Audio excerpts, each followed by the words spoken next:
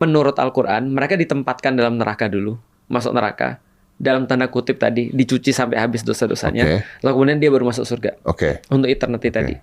Nah, ada skenario ketiga, di mana ini yang belangsatan banget masuk neraka.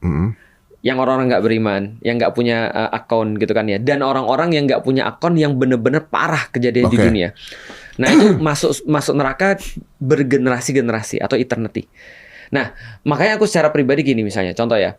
Pertama kita harus kasih tahu dulu bahwa ada kemungkinan di mana kita juga nggak terima ketika ada orang masuk neraka itu cuma sekedar sementara waktu. Karena bener-bener jahatnya itu ngeri banget. Kita ngeliat lah sekarang, misalnya ada orang-orang yang benar-benar dia berbuat tanpa konsekuensi sama sekali. Dia benar-benar nggak ngitung apapun. Makanya ada penjara seumur hidup. Betul. Ketika ada orang di dunia menciptakan hukuman penjara seumur hidup ataupun siksaan dalam tanda kutip yang endless yang dia bisa lakukan, yaitu adalah seumur hidup, maka itu pun dikasih opsi seperti itu.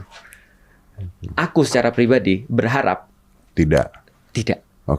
Karena kalau penjara seumur hidup kan ada endingnya mati ya. Benar. Tapi kan di situ kan nggak ada mati. Kalau di situ nggak ada mati, eternity kan artinya ya maaf. Betul. Kejam sekali gitu. Benar. Kan maksudnya kan. Makanya kalau aku ya secara pribadi ini namanya harapan ya. Tapi kalau ngomong dalil aku nggak bisa karena aku nggak punya dalilnya. Tapi kalau harapanku adalah aku berharap itu kayak gini loh, kayak orang tua ngasih tau anaknya, kalau kamu begini-begini, aku usir dari rumah lo. Kita tahu kan kita nggak bakal ngusir anak kita kan. Iya. Tapi kita kasih tahu mereka tentang satu titik yang paling jauh. Jangan sampai lu begini. Karena ada fear yang diberikan. Benar. Ya, that makes sense. Itu permintaanku. Karena kalau dikatakan misalnya contoh ya,